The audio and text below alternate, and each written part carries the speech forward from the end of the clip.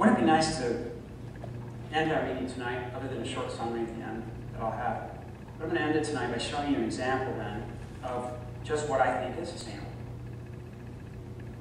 I mean, I met one of my good friends that came down who thought that something made from hops and barley were sustainable, but that's not what I'm talking about.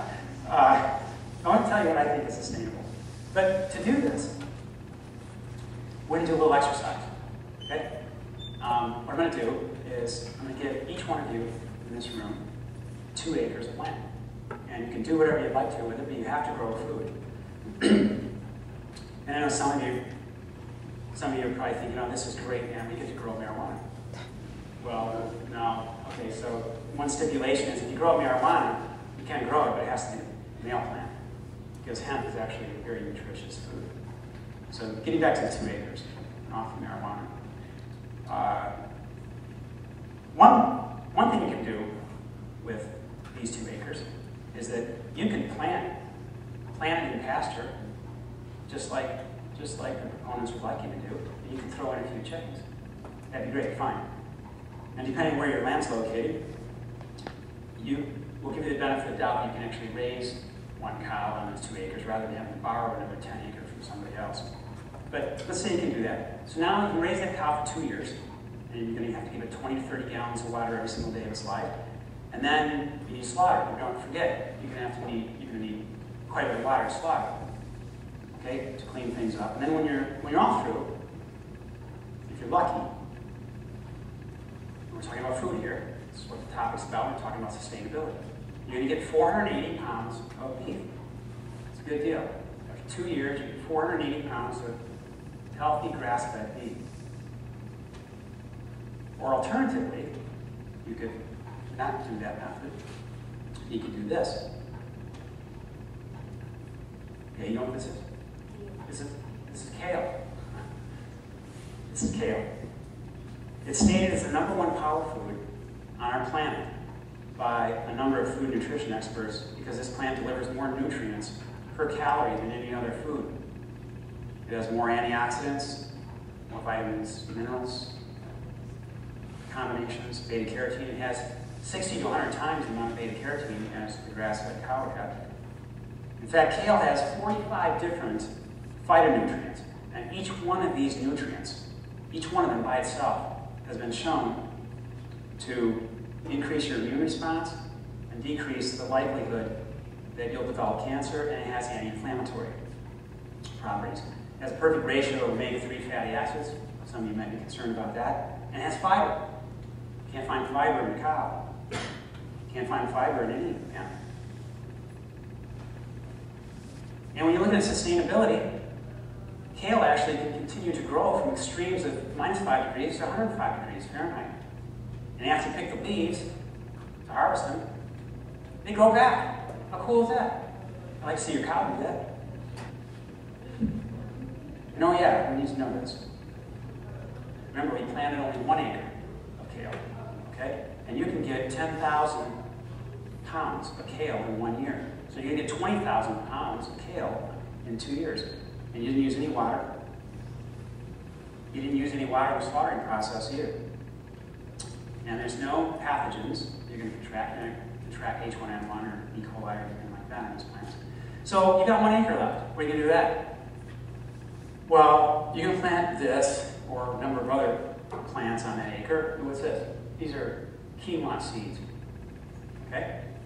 So you plant 1 acre with quinoa. It's another powerful food. And it can be grown quite sustainably. It's going to yield 5,000 pounds per acre, so you're going to get 10,000 pounds of this in 2 years. A beautiful gluten-free source of protein. You can derive all your protein, all balanced amino acid profile, no problem with that. And it has 14% fiber. It's quite healthy. So there you have it. With the first method, you've used your 2 acres of land to create something that can be called food, I guess. 480 pounds of that. And it has minimal and no appreciable vitamin and mineral content. It does have some vitamin A, some vitamin E, some riboflavin, a little nice.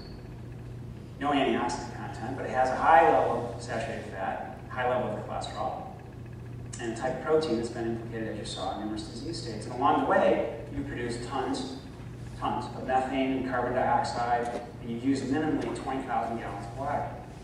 Or instead, you've used your 2 acres in this exercise to grow something like a combination like a kale and quinoa, and you produce 30,000 pounds of food. That's average. You might be able to produce a little bit more if you want to. You require no water, no greenhouse gas emissions, and the food that's produced is infinitely healthier than our planet. So I have a novel idea. Here's what we're going to do.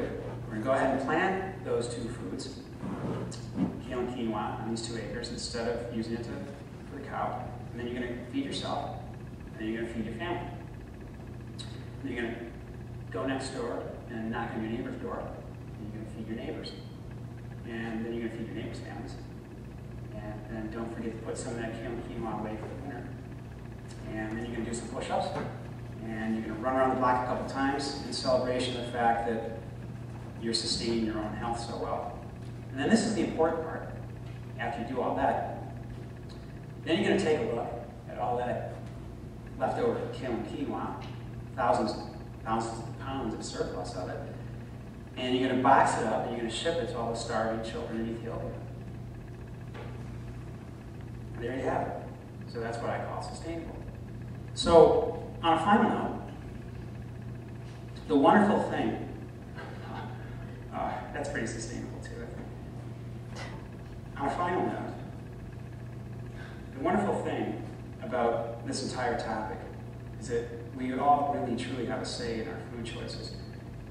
And it is true that together we can all direct and actually dictate the production of food, where you want it to go. And we can make a change for the better regarding sustainability issues. So you've noticed tonight that I've used the word choice frequently, intentionally. And it's because that's what it is when we're discussing food.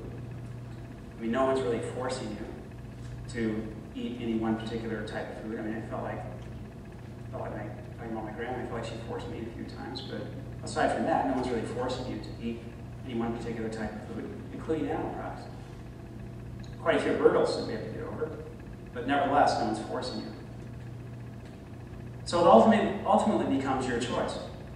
So, for instance, if we in this room, and we pretended that everybody in this room were everybody in the world, and we decided we're not going to eat more Twinkies, probably be a good thing. But you'd find, in a very short period of time, that there'd be no more Twinkies produced. Okay, very similarly, we all, through a better and newly acquired awareness, decided not to eat ground round, or calling it what it is now, the gluteus maximus of a cow. Then soon, there'd be no more production of gluteus maximi, which in turn would drastically reduce many of these levels of global depletion that we now know exist. So I hope tonight I've made you a bit more aware. I know it's difficult, a bit challenging, but I hope overall I made you a little bit more aware of your food choices and encourage you to really look outside your plate and just how these choices affect not only you, but many other things on our planet. It may seem difficult, of course, to make any changes, but you know what? I know you can do it, because I did. And so, there you go. So thank you very much for your time tonight. I really appreciate it.